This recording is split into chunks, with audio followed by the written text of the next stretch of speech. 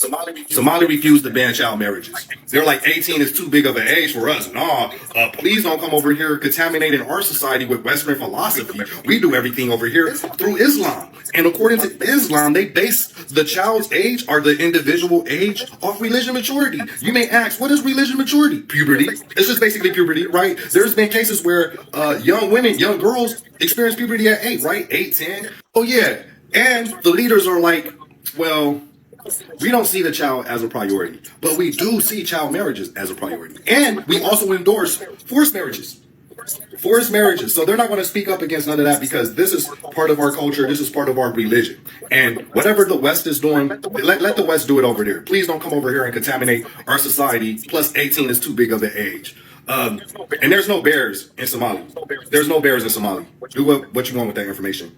shalay Soomaaliya waxay u ahayd maalin mugdiya maalin madow ah shalay baarlamaanka wuxuu u soo saaray ama uu go'aan ku gaaray wax la aqbali kara ma aha annaga muslim baan nahay boqolkiiba boqol muslim baan nahay Soomaaliya ilaahay laga cabsado arrinka hortag u baahan waaye aabay culimadeena Soomaaliyeed aabay culimadeena Soomaaliyeed waaris al-anbiya baa tihiin idinka hadal maqalnaa waxaa dhacay maxaa loogu aamusan yahay arrintan aabay sheekh Somow aabay ma noolamiya aabay sheekh Shaakir ma noolamiya waraabay culimadeena ilaahay ka cabsan ilaahay ka cabsan ilaahay u laaban sheekh Maxamed maalin afshan aabay sheekh Murcali Jimcaali aabay ilaahay ka cabsan sheekh Cabdil Ashari aabay ilaahay ka cabsan arrintan miya aabay sheekh Shaakir ma noolamiya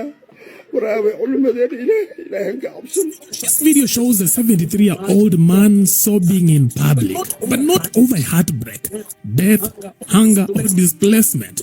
He is crying over a bill that for a brief moment tried to prevent him from being able to marry a child.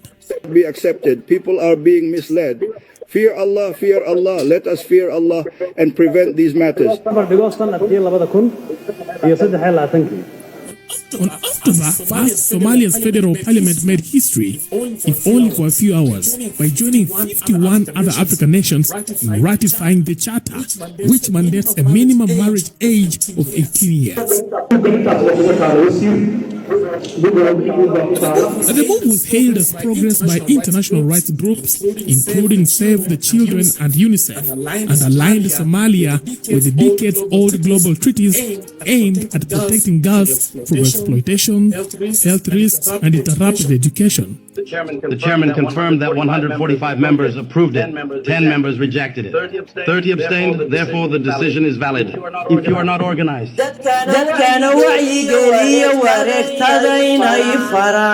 However, the bill only lasted for 72 hours. By the time the ink dried, clerics in Mogadishu had taken to the streets, mosques and media, blasting the reform for importing Western morality under the guise of human rights. The law that is being referred to was passed by the federal parliament. This is absolutely ridiculous. And when you consider where this is, you can understand it. These people have been practicing these kinds of laws for years, and they don't get enough. See, the thing is that people don't want to say their religion is at fault.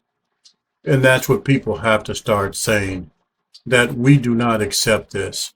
And you know, a lot of these girls don't want to be married. I saw one instance where this one man, he seemed to be about maybe in his mid-30s or late 30s. And he basically was taking this girl out of the car in Mogadishu, and she had to be no more than 12 years old. She was hiding her face. She was embarrassed. And you know, these girls don't want to be marrying these old men, but that's what their law is. If Islam and the Sharia law is like that, then it's wrong. It's absolutely wrong. But they've been practicing this for so long, they just don't get enough. And they just don't have enough until somebody speaks up and the women say, hey, you know what? I don't accept this. I'm not marrying a 73-year-old man. I'm just not. And it has to be out there and put out there all over the world. This is not acceptable. This is something that we will not tolerate, and it's something not acceptable. You're taking these girls' lives away from them, their youth away from them. And that's what men have been doing for I don't know how long. Taking the girls' lives, their youth away from them. They're 9 years old, they're at puberty, It's ridiculous and something that most men, I'm sure, don't agree with. This is just that if you can't find somebody your age, then are close to your age at 10 or 12 years, your junior, then there's a serious problem. There's a serious problem. Why do they have to take these young girls' youth from them? And they've been practicing this for years. So these people are ass backwards. They've always been ass backwards, and particularly the men. Let's go on to the next segment, and we'll give you further comments. And according to it, children reach adulthood at 18, or 18 as you know it. But for us, as Muslim men and women, as believers, male and female, it does not concern us. What happened is that we believe in the Islamic Sharia, which is the word of Allah, and the words of the Prophet, peace and blessings be upon him. That is what we believe in, and this law that says children reach adulthood at 18 is contrary to Islamic Sharia. It opposes it. It is against it. Therefore, it does not concern us as Muslim men and women, as believers, male and female. It does not concern us. I am telling you this loudly and clearly. It does not concern us. And why? Because it goes against Islamic Sharia. Protest erupted across Mogadishu. Clerics blasted the bill as their betrayal of Sharia law, which doesn't define adulthood by age, but by physical and religious maturity, sometimes as young as 9 years. Islamic Sharia says, what it means is that reaching puberty is determined by certain signs called the signs of maturity. For a girl, if she sees her period, even if she is 9 or 10 years old, if she experiences normal menstruation, she has reached maturity. Similarly, for a boy, if he has a wet dream and experiences ejaculation, that is also a sign. If he sees semen from himself, then he has reached maturity. Even if they haven't shown any other signs yet, they are considered to have reached puberty. Also, what the Islamic law ultimately holds is that one reaches puberty at 15 years old, or earlier if the signs of puberty appear, whether in a boy or a girl. That is the ruling. Sometimes boys and girls reach puberty at 10 years old. This is a law among non-Muslims, but look, for us, those who believe in Islam, we follow the word of Allah. The message that was revealed to Prophet Muhammad is what Muslims believe in, and it is the foundation of Islam. Other things do not concern us. It never concerns us, no matter what happens. For me, I only believe in what is called faith, and that is what is written in our Sharia. Whatever contradicts it, we oppose and reject. It does not concern us. Do you want to bring it to us? But we are not afraid, and it has no meaning for us. You are not responsible for us, nor have you been made responsible for us. Do not deceive yourselves by thinking otherwise. Those things do not concern us. What matters to us is what is in Islamic Sharia. That is the meaning. The viral moment came when an elderly sheikh, now infamous, was captured sobbing in front of cameras. The video, viewed over 1.7 million times, sparked outrage, support, memes, and mockery, depending on which corner of the internet you landed in. Yesterday was indeed a dark day for Somalia, a truly profound day of darkness. The decision that was made by the parliament yesterday is simply and utterly unacceptable. We are Muslims. 100% of us are Muslims. Somalis fear God. This matter requires intervention. Our Somali scholars, our respected scholars, you are the heirs of the prophets. We always listen to your words. What happened? Why is there silence about this issue? Where is Sheikh Sumo? Is he not alive? Is Sheikh Shakir not alive? Please, our scholars, do not let us down. And fear God, fear Allah. Oh Allah, guide us back. Fear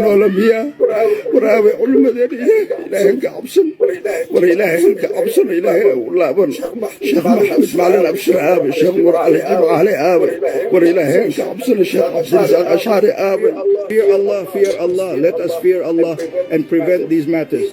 These are not issues that can be accepted. For 8 or 10 years, the nation has been in a state where their children reach maturity. I cannot agree with this.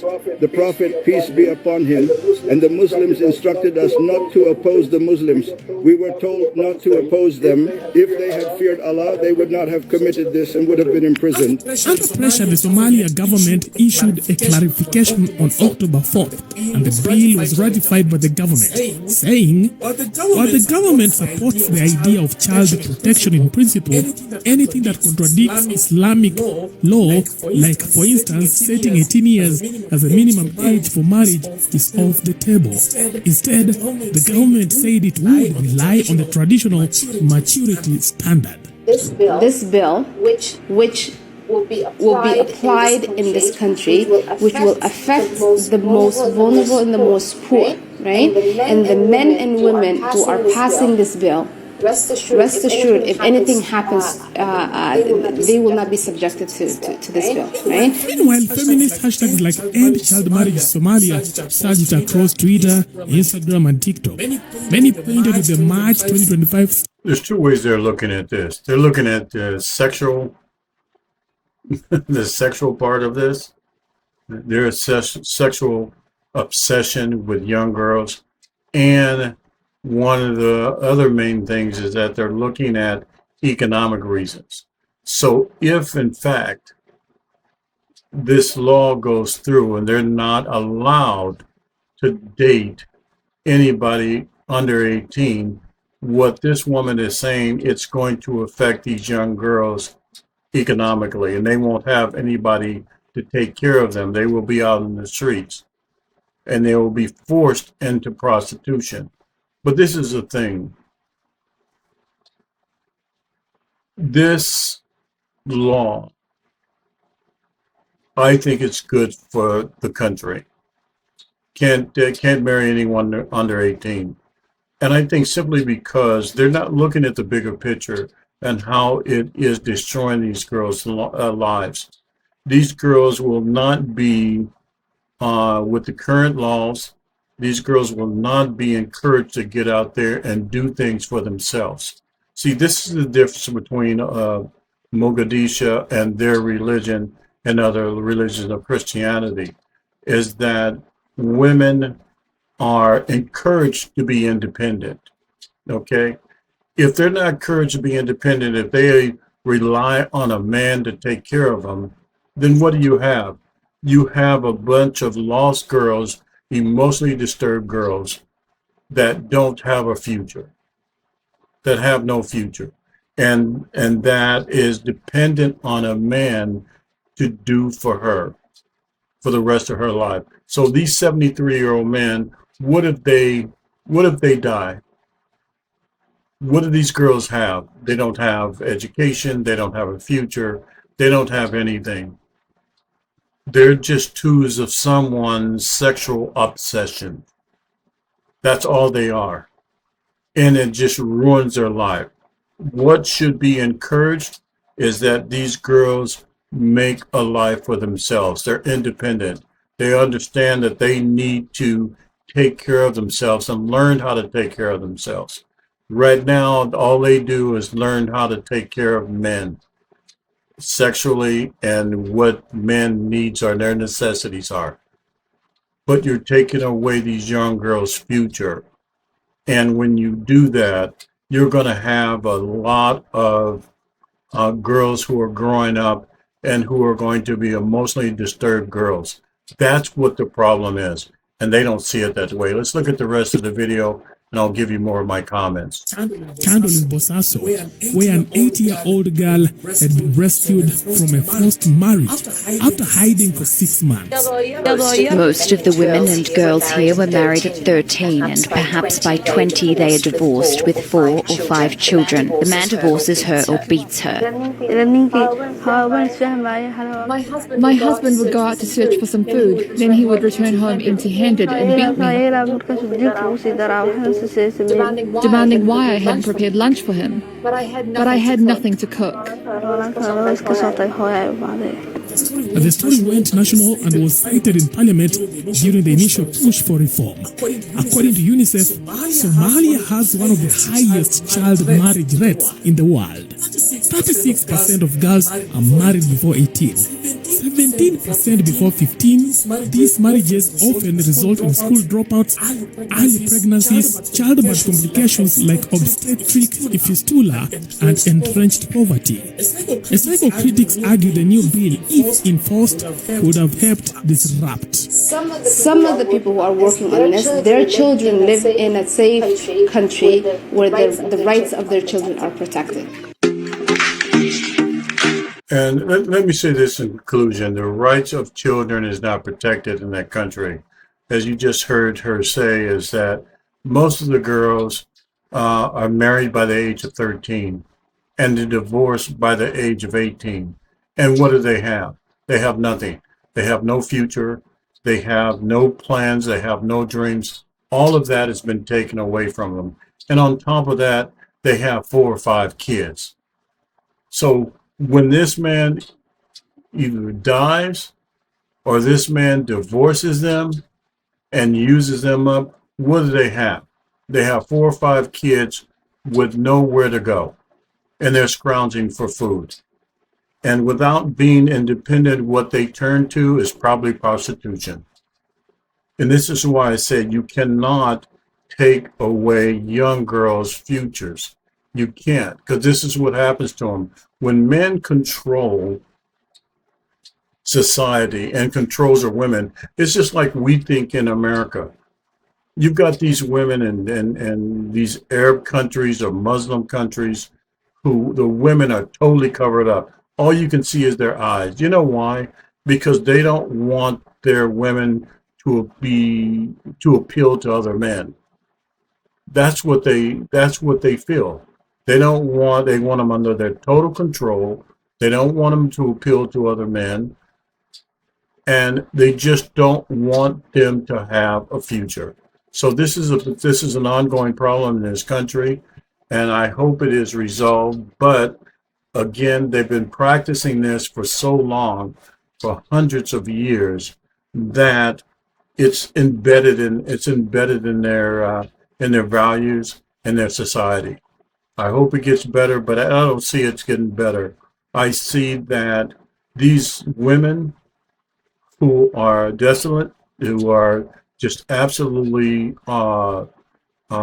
just thrown to the side after the divorce, having 4 kids, it's not going to get any better. And unless there is something truly happening in that country, where there's a civil war or something happens where these girls' rights are protected.